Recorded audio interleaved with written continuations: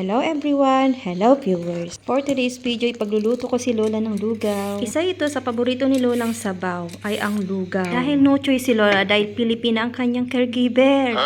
Totoo lang po, wala na po ako maisip naglulutuin na sabaw. Ilang araw na rin po kami laging gulay ang aming sabaw.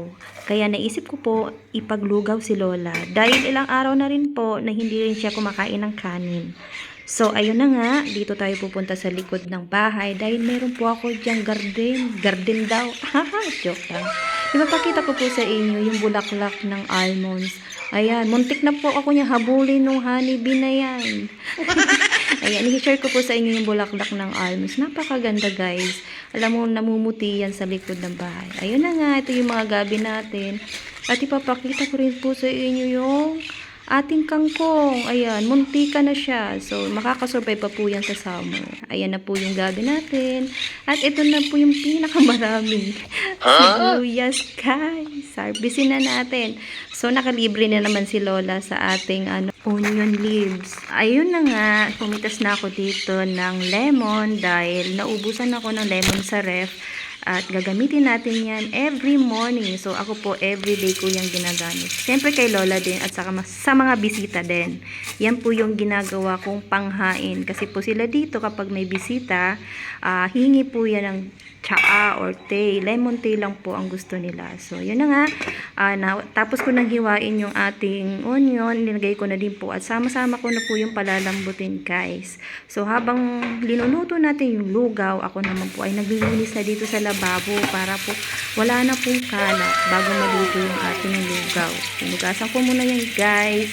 And si Lola po ngayon, natutulog po, nagpapahinga. At ako naman po, sinasamantala ko yung pagkakataon na to habang tulog ng aking alaga.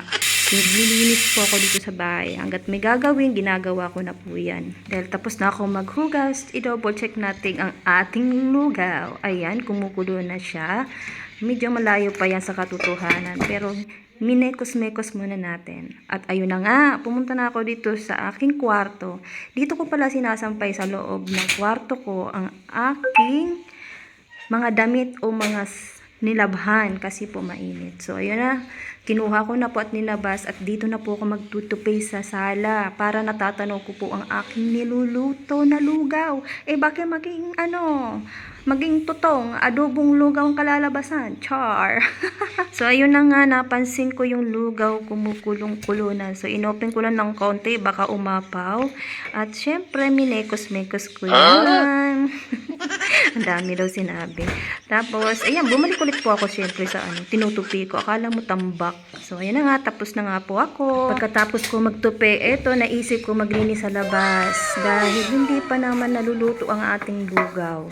So, minalis ko na yan sa labas. Medyo mahangin po dyan at malamig sa labas po. Kaya, naka-jacket po ako, makulimlim. Ay, nako. Masarap talaga yung linuluto nating lugaw ngayong taglamig.